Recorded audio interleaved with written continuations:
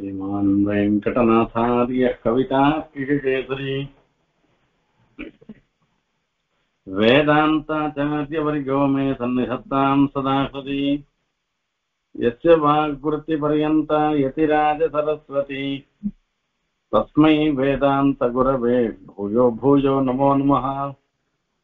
विशुद्धविज्ञानघनस्वरूपं विज्ञानविश्राणनबद्धदीक्षम् दयानिधिं देहभृतां शरण्यं देवं हयग्रीवमहं प्रपद्ये। श्रीवत्सचिह्ने मिश्रेभ्यः नमोक्तिमधीमहे यदुक्तयः त्रये कण्ठे यान्ति मङ्गलसूत्रताम्।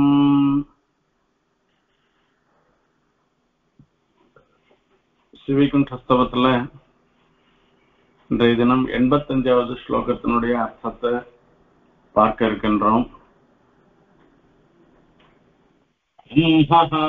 பிரசஹ்ய விநிகிருஹ்ய விசோத்ய புத்திம் व्यापूय विश्वमशिवं जनुषानुबद्धम् आधाय सद्गुणगणानपि नाहमर्वः अर्हः त्वत्पादयोः यदहमत्र चिरहन्निमग्नः।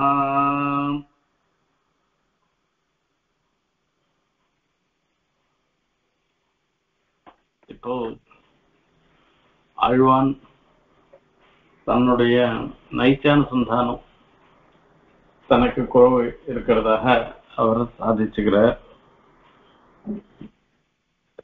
இதுக்கு மின் ஸ்லோகம் ஹா ஹந்த ஹந்த ஹதகோசி கலோஸ்மி திங்மாம் முஹ்யன்னஹோ அஹமிதம் கிமுவாச்ச வாச்சா சாமங்க மங்கள குணாஸ்பதமஸ்தஹேயம் ஆ ஸ்மர்த்துமேவ கதமர்ஹதி மாதிரிகம் மகாம். என்னுடைய பாப்பங்கள்லாம் உன்னை நினைக்கிறதுக்கு கூட நெஞ்சால நினைக்கிறதுக்கு கூட தகுதி இல்லாதவனாக என்னை ஆக்கிடுத்து என்று அந்த ஸ்லோகத்துல சொன்னார்.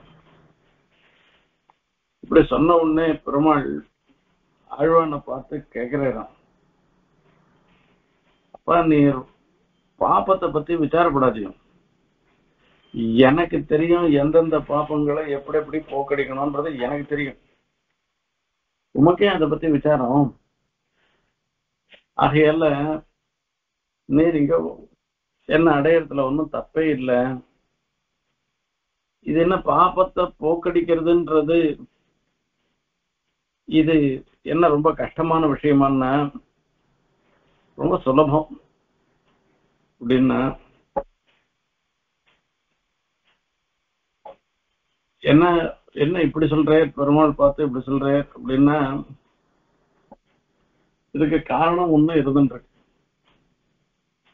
பெருமாள் சில சமயத்துல கஷ்டப்படுவேன். கருணே துரிதேஷு மாமகேஷு பிரதிகாரம் தர துர்ஜயேஷு கிண்ணஹாம்.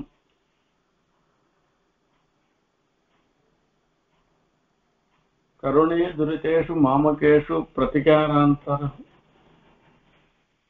பெருமாளுக்கும் பாப்பத்துக்கும் என்னுடைய பாப்பங்களுக்கும் ஒரு யுத்தம் வருது.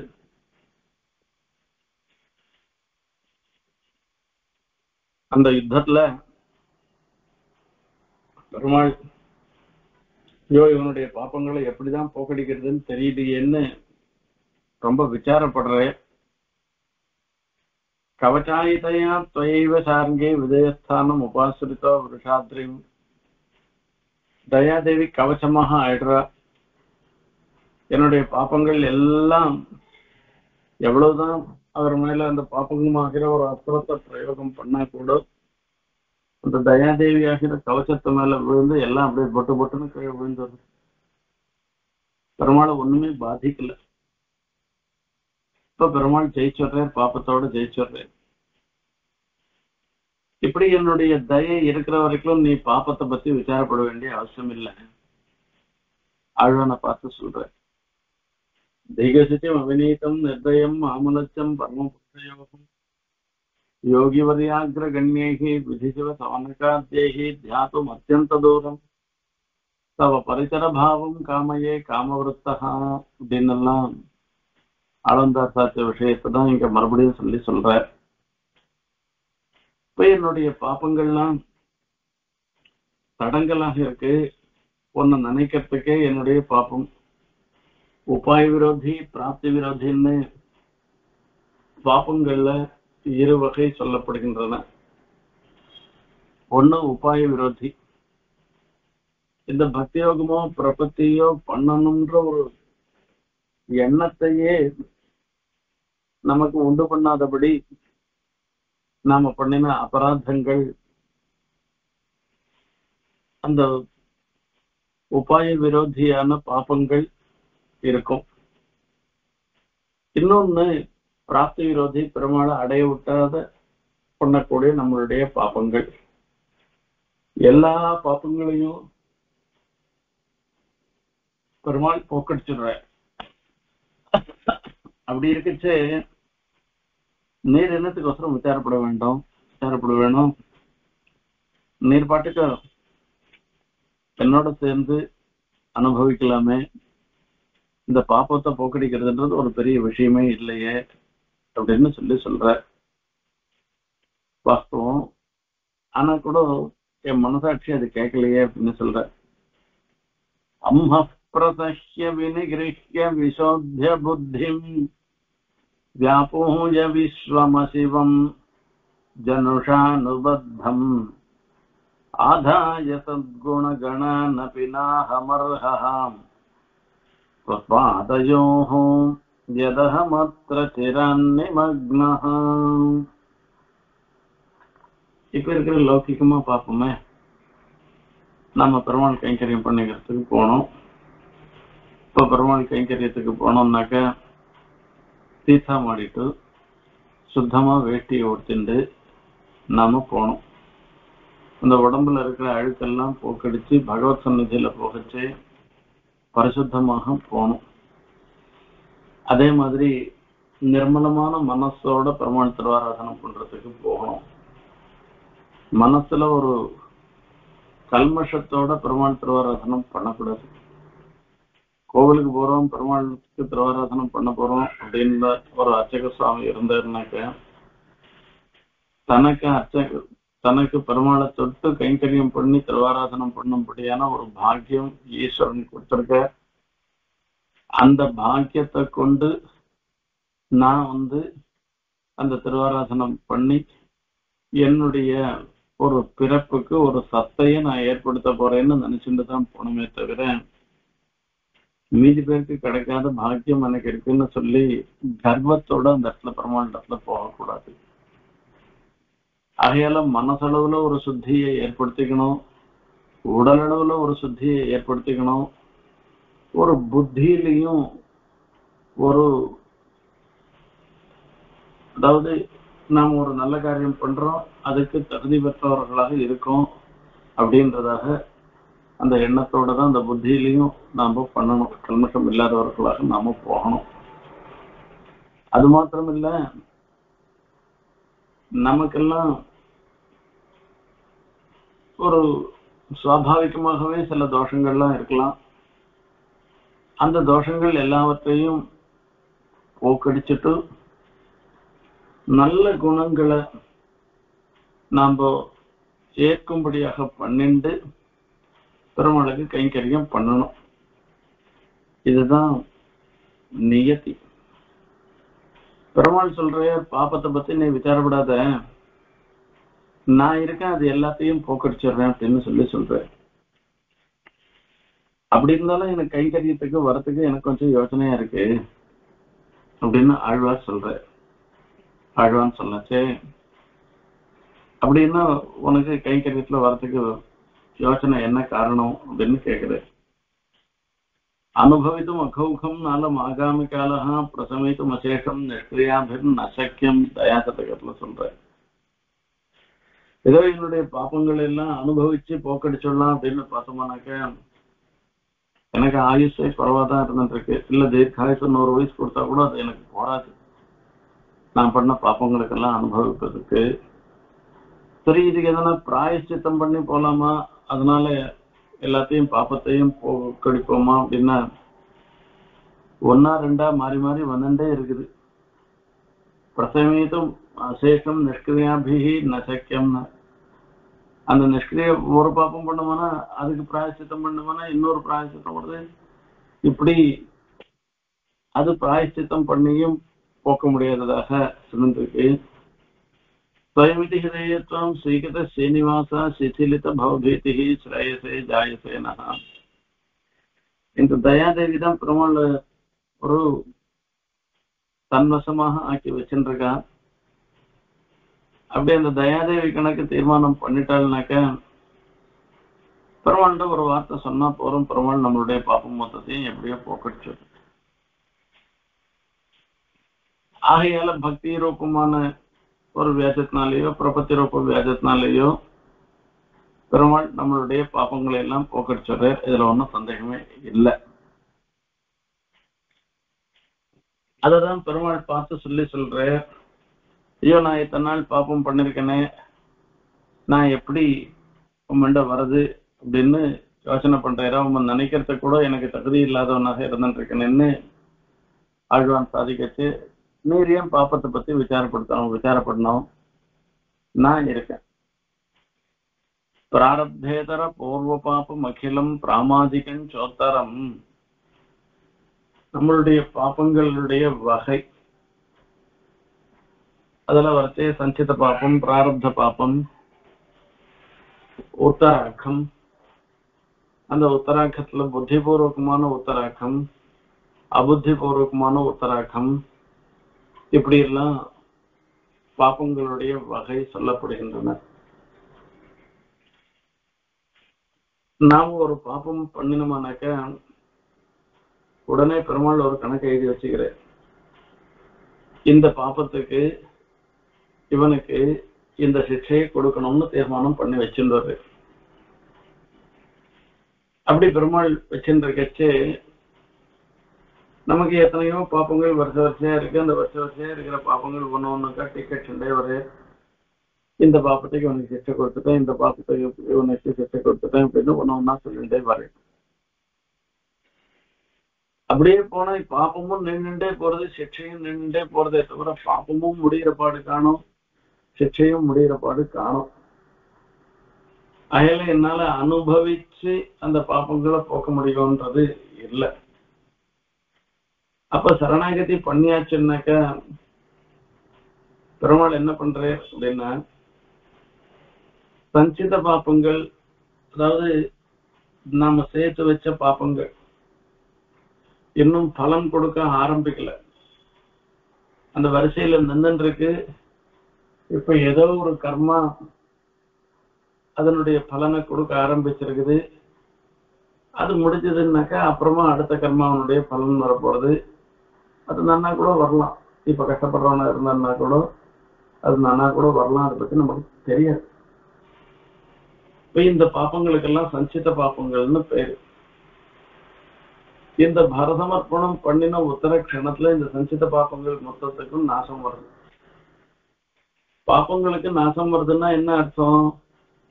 ஒரு பாப்பம் பண்ண உடனே ஈஸ்வரன் நமக்கு இந்த தண்டனையை கொடுக்கிறேன்னு சொல்லி ஒரு சங்கல்பிக்கிறானோ இல்லையோ, அந்த சங்கல்பத்தினுடைய அதாவது ஈஸ்வரனுடைய சங்கல்பம் இருக்க, அந்த சங்கல்பம் இந்த பரநியாசம் பண்ண விஷயத்துல என்னன்னாக்க, இந்த பாப்பம் பண்ணதுக்கு சிக்ஷை கொடுக்கிறேன்னு சங்கல்பிக்கின்றத பெருமாள் மாத்திக்கிறேன். இவன் தன்னிடத்துல பரநியாசம் பண்ணிட்டதுனால ஐயோ பாவம் இவனுக்கு இந்த சிக்ஷையிலிருந்து விடுவிச்சிடுவோம் இவனை அப்படின்னு நினைக்கிறேன். இதுதான் முதல் படி. ரெண்டாவது என்ன அப்படின்னு கேட்டேன்,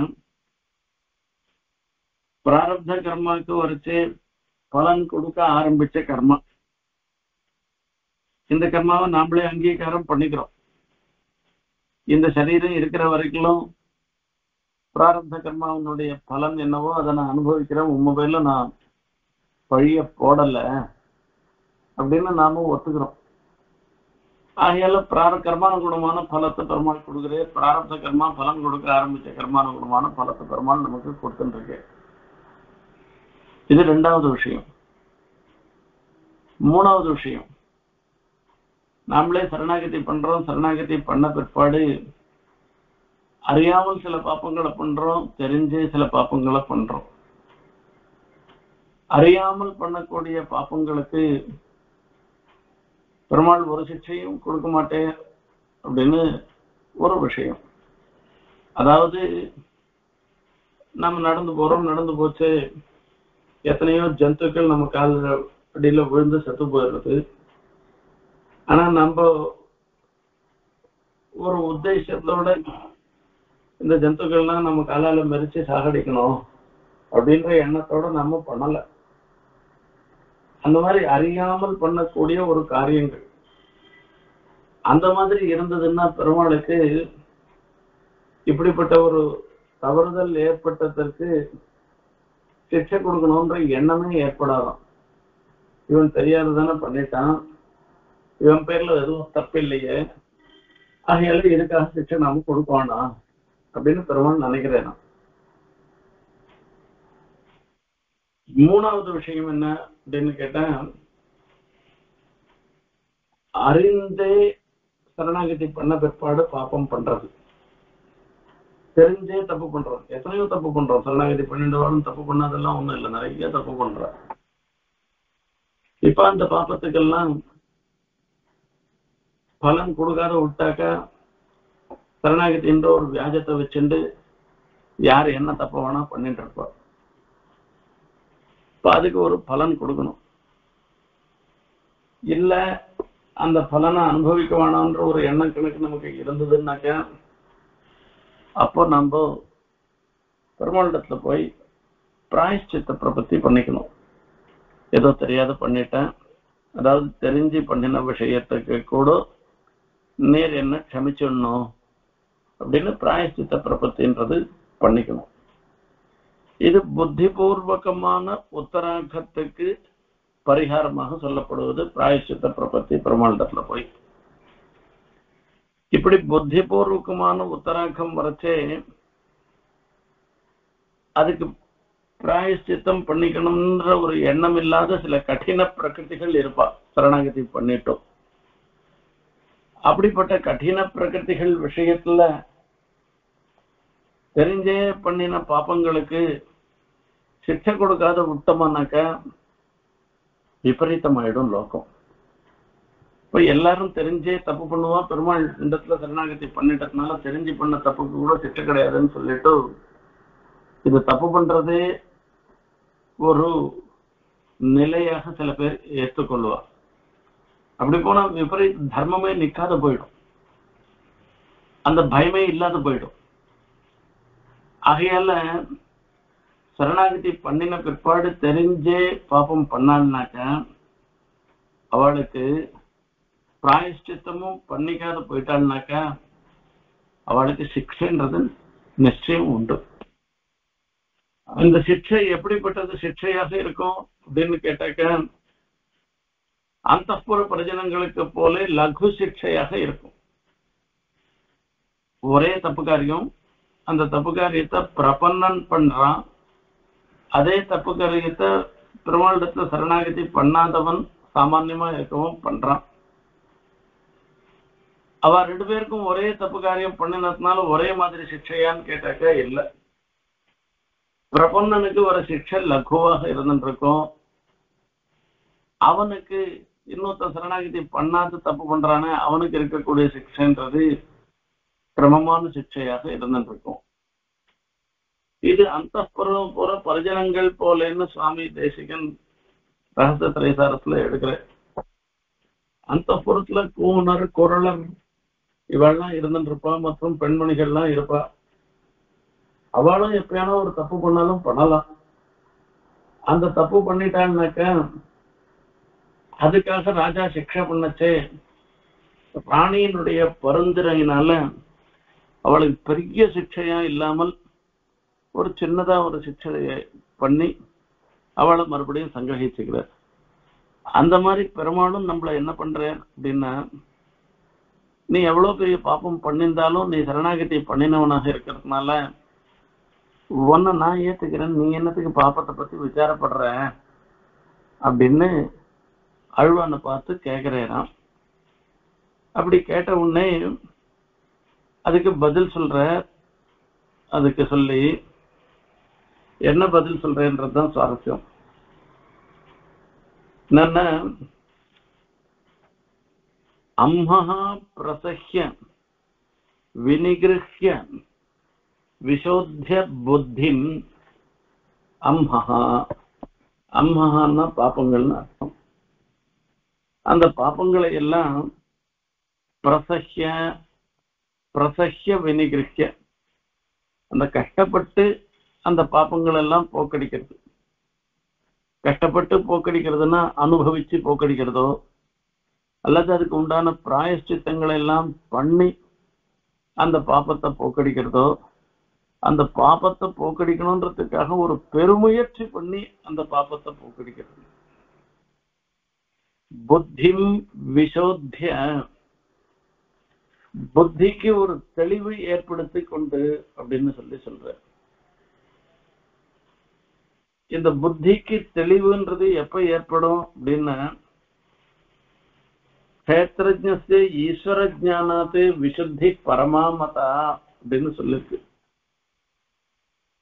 ஒரு ஜீவனுக்கு ஈஸ்வர ஞானம் வந்ததுன்னாக்க அது மூலமாக புத்தியில ஒரு தெளிவு ஏற்படுறது.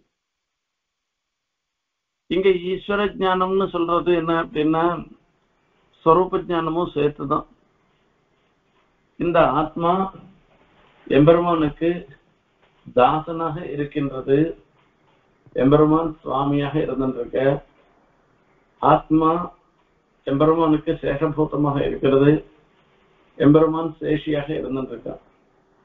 தாசனாக இருந்திருக்கிற ஆத்மாவுக்கு சுவாமிக்கு கைங்கரியம் பண்றதுன்றது இருக்க, இது ரொம்ப உகந்ததான ஒரு விஷயம். சுவாமியினுடைய சந்தோஷமே தாசனுக்கு சந்தோஷம். அப்போ அந்த சுவாமியினுடைய சந்தோஷம் ஏற்படும், சுவாமிக்கு சந்தோஷம் ஏற்படும்படியாக தாசன் பணிவிடைகளை பண்ணணும். இதுதான் அவசியமான ஒரு விஷயம். இப்ப என்ன பண்றோம், இந்த இடத்துல நாம சுவாமி, நாம சுவாமி இல்லை, எப்பவுமே நமக்கும் நாம் சுவாமி இல்லை. ஒரு சேத்தனன் மற்றொரு ஜீவன் மற்றொரு சேத்தனனுக்கு தஞ்சன் அல்லன், ஒரு ஜீவன் மற்றொரு ஜீவனுக்கு தஞ்சன் அல்லன் என்று சொல்ற. ஒரு ஜீவன் ஒரு சேத்தனன் இன்னொரு ஜீவனுக்கு அடைக்கலமாக ஆக முடியாது. ஏன்னா இவனே எம்பெருமான சார்ந்து இருக்கிறதுனால இவன் இன்னொருத்தனை ரட்சணம் பண்ண முடியாது. மோட்சம் கொடுக்கறதெல்லாம் இவனால் முடியாத ஒரு காரியம் அது. இந்த மாதிரி விஷயங்கள்ல ஒரு தெளிவு ஏற்படுறது. சரீராத்ம பிரமம், சுதந்திராத்ம பிரமம் போன்றவைகளை எல்லாம் விட்டுட்டு ஈஸ்வரனுக்கும் நமக்கும் இருக்கக்கூடிய சம்பந்தத்தையும், ஈஸ்வரன் அவனுடைய ஒரு இயல்பான காருண்யம், அவனுடைய சுவாமித்துவம், சர்வஜத்துவம், சர்வசக்தித்துவம் போன்றவற்றையும் நாம நன்கு உணர்ந்தோமானால் அதுதான் நமக்கு புத்திக்கு தெளிவை கொடுப்பதாக ஆகும். இதுதான சத்தியமான ஒரு விஷயம். அப்ப புத்திக்கு தெளிவுன்றது எப்படி வருது அப்படின்னா, இந்த விசோத்திய புத்திம் இந்த மாதிரி ஒரு தெளிவு ஏற்படுத்திக்கிறது. ஆத்ம ஞானம் வருது, ஸ்வரூப ஞானம் அது மூலமாக ஒரு தெளிவு ஏற்படுத்திக்கிறது. வியாபூய விஸ்வமசிவம் ஜனுஷானுபத்தம். சிலதெல்லாம் நம்மளுடைய பிறவியிலேயே பிறவியோட கூட கூட வந்துட்டே இருக்கு. என்னன்னா நம்மளுடைய பாப்பங்கள், அதோட நம்மளிடத்துல இருக்கக்கூடிய ஒரு அசுபம். அசுபம் அப்படின்னு சொன்னோம்னாக்க மங்களம் இல்லாததெல்லாம் அசுபம்னு தானே சொல்லணும். அது எல்லாம் நம்ம இடத்துல வந்துட்டேதான் இருந்துருக்கு. அப்போ அதெல்லாம் போக்கடிக்கணும். அது எல்லாத்தையும் எப்படி போக்கடிக்கிறது அப்படின்னு சொன்னா, அதை அனுபவிச்சு போக்கடிக்கிறதோ அல்லது அதுக்கு உண்டான பரிகாரங்களை பண்ணி பிராயஷ்சித்தாதிகளை பண்ணி போக்கடிக்கிறதோ, அது எதுவுமே முடியாத போயிடுச்சுன்னா பெருமாளிடத்துல சரணாகதி பண்ணி போக்கடிக்கிறதோ, ஏதோ ஒரு பிரகாரமா இந்த அசுபங்கள் எல்லாம் போக்கடிச்சுட்டு ஆதாய சத்குணகணானபி நாஹமர்ஹம் ஆதாய சத்குணகணானபி, இவனுக்கு நல்ல குணங்கள் கல்யாண குணங்களை எல்லாவற்றையும் இவனிடத்துல இருக்கும்படியாக பண்ணி, இதுக்கப்புறமா நீ போய் பெருமாளுக்கு கைங்கரியம் பண்ணுடா, நீ போய் பெருமாளுக்கு திருவாராதனம் போன்ற கைங்கரியங்களை பண்ணுன்னு சொல்லி சொன்னையானா கூட, நாகம் அர்ஹா அகம் நார்ஹா அப்படின்னு சொல்லி சொல்ற.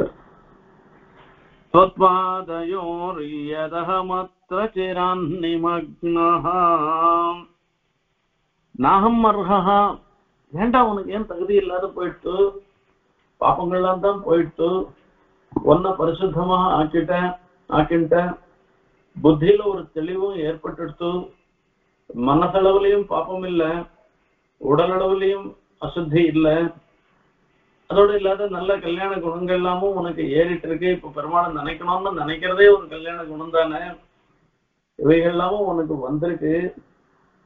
அப்படி இருக்கச்சே கூட त्वत्पादयो यदहमत्र चिरन्निमग्नः, இந்த சம்சாரத்துல இன்னைக்கு நேத்தி நாம் மூழ்கி திளைச்சு இருந்துருக்கிறவன் அல்ல. எத்தனையோ நாட்களாக, எத்தனையோ ஜன்மங்களாக இந்த சம்சாரத்திலேயே மூழ்கி வந்துருக்கேன் நானு. அது எவ்வளவுதான் பரிசுத்தப்படுத்தினா கூட, எத்தனை கங்கையில தீர்த்தம் பண்ணாலும், எத்தனை சேது ஸ்நானம் பண்ணாலும், என்னுடைய பாப்பங்கள்லாம் போய் உன்னுடைய கைங்கரியத்துக்கு தகுதி படைத்தவனாக என்ன ஆக்குமா அப்படின்னு கேட்டா எனக்கு சந்தேகமா தான் இருக்கு. அப்பா நான் எப்படி உனக்கு கைங்கரியம் பண்றது அப்படின்னு சொல்றாரு. இது வியாக்கியானத்துல ஒரு திருஷ்டாந்தம் சொல்ற. சுற்றும் ஒளிவட்டம் சூழ்ந்து சோதி பறந்து எங்கும் எத்தனை செய்யிலும் என் மகன் முகம் நேரவாய். யசோத பிராட்டி கண்ணனுக்காக சந்திரனை பார்த்து சொல்ற வார்த்தை. கண்ணன் சொல்றான், நிலா ஓடிவான், இல்லாமல் ஓடிவான்னு சொல்லி அந்த நிலாவை கையில வச்சுட்டு அவன் விளையாடணும்னு நினைக்கிறான் கண்ணன். அப்ப கண்ணனை பார்த்து சொல்லி கண்ணன் வந்து நிலாவை கூப்பிடுறான், நீ வா அப்படின்னு கூப்பிடுறான். யசோத பிராட்டி சொல்ற, நீ நினைச்சுக்காத, நீதான் எல்லாராலையும் போற்றப்படுபவன், நீதான் ரொம்ப பிரகாசமாக இருந்துருக்க. சதி கிளாதனேன்னு தாத்து சந்திரஹா அப்படின்னு சொல்லச்சு சந்தோஷப்படுத்துறதுன்றதுதான் அந்த தாத்துல இருந்து வந்தது. இது வெறுமை இருக்கிறவங்க கூட பூர்ணச்சந்திரனை பார்த்தாக்க சந்தோஷமா தான் இருப்பான், அந்த சந்தோஷத்தை அடைவார்கள். அந்த மாதிரி நீ நிலாவா இருக்கிறது, நீதான் சந்தோஷமா எல்லாரையும் சந்தோஷப்படுத்துற, நீதான் பிரகாசமாக இருந்துருக்க. அதே மாதிரி உன்னை சுத்தி பெருசா ஒரு ஒளி வட்டம் இருக்கு. இந்த சந்திரனை சுத்தி ஒரு மண்டலம் ஒண்ணு வரும், அந்த ஒளி வட்டம் இருந்துருக்கு. உன்னுடைய சந்திரிகை ஜோத்சனான்னு சொல்லுவோம், அந்த சந்திரிகை எல்லா இடத்துலயும் பறந்து இருக்கு. அந்த சந்திர பிந்துன்ற அந்த சந்திரிகையில அமிர்தமே இருக்குன்னு சொல்லுவா. இப்படி குளிர்ச்சியோட எல்லாரையும் சந்தோஷப்படுத்துறதா இருக்கிறதுனால நான் எங்க, நீ எங்க? நீ என்ன திருவாயூர்பாடியில ஒரு கனங்கரையில ஒரு பையனை வச்சுட்டு அவனுக்காக நான் கூட்ட நான் வரணுமா அப்படின்னு சந்திரன் நினைச்சாக்கா அதுக்கு யசோத பிராட்டி சொல்றாளாம், அப்பா நீ என்னதான் தேஜஸோட இருந்துக்கோ, நீ என்னதான் உன்னை சூழ்ந்து சோதி வட்டம் இருக்கட்டும், உன்னுடைய நிலா ஒளி எல்லா இடத்துலயும் பரவியே இருந்தா இருக்கட்டும், அது அமிர்த துல்லியமாக இருந்தாலும் இருக்கட்டும், என்ன வேணா இருந்துட்டு போட்டோம், அது எதுவுமே என்னுடைய மகன் அந்த கண்ணனுடைய திருமுக மண்டலத்துக்கு சமானமாக ஆகவே ஆகாது. ஆகையால இந்த கர்வம் உனக்கு வேண்டாம் என்று யசோத பிராட்டி சொல்ற. ஆனா இந்த இடத்துல விபரீத லட்சணையில எதிர்மறையில ஆழ்வான் சாதிக்கிற என்ன சாதிக்கிறார் அப்படின்னா, என்னுடைய பாப்பங்களை எல்லாம் பிராயச்சித்தம் பண்ணி போக்கடிச்சுட்டாலும் சரி, அதனால என்னுடைய பாப்பங்கள் எல்லாம் போயிடுத்து அப்படின்னு சொல்லி சொன்னா கூட, இல்ல எனக்கு ஒரு புத்தியில ஒரு நல்ல எண்ணம் வந்திருக்கு, அந்த புத்தியில கலக்கெல்லாம் போய் நான் ரொம்ப இதுவா இருந்துட்டு இருக்கேன் அப்படின்னு சொல்லி சொன்னாலும் சரி, எனக்கு புது விசேஷமான குணங்கள்லாம் வந்திருக்குன்னு சொன்னாலும் சரி, நீ என்ன வேணா சொல்லிக்கோ, என்னால அந்த பெருமாளுடைய கைங்கரியத்துக்கு ஏற்றவனாக என்ன நினைக்க முடியவில்லை அப்படின்றதுதான் இந்த இடத்துல சொல்ல வேண்டிய ஒரு விஷயம். இது யாருக்கு இந்த மாதிரி என்ன வரும் அப்படின்னு கேட்டவனாக்கா, இது கூரத்தாழ்வானுக்கு தான் வரும். வேற யாருக்கும், ஆழ்வான் தவிர வேற யாருக்கும் இந்த மாதிரி எண்ணமே வரவே வராது. அந்த நைத்தியா சந்தானம் தன்னை ஆழ்வாக சொல்லிக்கிறதுல கூரத்தாழ்வான் மாதிரி யாருமே ஆக மாட்டான் அப்படின்றதுதான் அத பிரதிவாதி பயங்கரம் அண்ணனே சாத்திருக்க. இந்த கூரநாதன் மாதிரி யாரும் இதுவும் கிடையாது. சுவாமி வேதாந்த தேசிகன் மாதிரி சர்வசாஸ்திரத்திலையும் நிஷ்ணாத்தராக இருக்கிறவ இன்னொருத்தர் கிடையாது அப்படின்றத சொல்ற. ஆகையால நான் உனக்கு எந்த விதத்திலையும் கைங்கரியம் பண்ணத்துக்கு தகுதி படைத்தவனாகவே இல்லை, நான் வரலன்னு சொல்றேரா அப்படின்னு சொன்ன. பெருமாளுடைய பரத்வத்தை பார்த்து, பரத்வத்தை மாத்திரத்தை மட்டும் பார்த்து, தன்னுடைய இழிந்த நிலையை பார்த்து ஒருவன் அகலுவானேயானால் அவன் நராதமன், பிறந்து கெட்டவன் என்றெல்லாம் அப்புள்ளார் சாதிக்கிறார். அப்போ கூரத்தாழ்வான், நான் உனக்கு கைங்கரியத்துக்கு வரல, நான் தூர போறேன், உன்கிட்டயே நான் வர முடியாது அப்படின்னு எல்லாம் சொன்னாக்க, அப்ப நான் தூர போயிடணும்னு நினைக்கிறேன்னு அர்த்தமா அப்படின்னா, இவ்வளவு நீச்சமாக இருந்திருக்கிற தன்னையும் கூட பெருமாள் கூட்டு நீயும் வா கைங்கரியத்துக்குன்னு சொல்லி சொல்ற. இப்படிப்பட்ட எம்பெருமானுடைய ஒரு விசேஷமான கல்யாண குணம் தான் இந்த இடத்துல சொல்லப்படுகிறதே தவிர, ஆழ்வான் பெருமாளை பார்த்துட்டு தூர போயிடுறே அப்படின்னு அர்த்தம் இல்லை. எம்பெருமானின் பரத்வத்தை மாத்திரம் பார்த்து அகல எண்ணுகின்ற நராதமன் என்று பெயர் பெற்ற பிறந்து கெட்டவனை காட்டிலும் விவேகமில்லாத ஆட்சிமார்களே மேல் அப்படின்னு சொல்ற. பெருமாள் சர்வஜன் சர்வசக்திமான் அப்படின்றதெல்லாம் தெரியாத ஒரு கோபி, அவ கண்ணன் இடத்துல இருக்கக்கூடிய சௌலபியத்தை தெரிஞ்சுட்டு கண்ணன் மேலேயும் கையில போட்டு அங்கனா மங்கனா மந்திரை மாதவகான்னு சொல்லிட்டு அந்த கண்ணனோட சுலபமாக ஒரு பழகிறாள அவளே மேல் என்று சொல்ற. இவ்வளவு வாசி என்ன பிரயோஜனம்னு அர்த்தம் இதுக்கு. ஆனா இந்த இடத்துல ஆழ்வான் சாதிக்கிறது என்ன அப்படின்னாக்க, எம்பெருமானுக்கு இவ்வளவு நீச்சமான இருக்கிறவனை கூட திருத்தி பணி கொண்டு தன்னுடைய கைங்கரியத்துக்கு ஏற்றவனாக ஆக்கிக்கிறதுன்ற ஒரு பெரிய ஒரு குணம் இருந்துருக்க, அந்த குணத்தை இந்த இடத்துல மங்களாசாசனம் பண்ற அப்படின்னு அர்த்தம். ஆழ்வான் சாதிக்கிறது எல்லாம் நமக்குதான் பொருந்தும். ஆனா நமக்கு ஆசையும் இருந்துருக்கு பகவத் கைங்கரியம் பண்ணணும்னு. அந்த கைங்கரியத்தை நமக்கும் பெருமாள் அனுகிரகம் பண்ணி நாம எல்லாரும் தன்யர்களாக இந்த பிறவி பெற்ற பயனை அடைய வேணும்னு பெருமாளிடத்திலேயே பிரார்த்திச்சென்று விடைபெறுகிறேன். கவிதார்க்கிக சிம்ஹாய கல்யாண குணசாலினே ஸ்ரீமதே வெங்கடேசாய வேதாந்த குரவே நமः.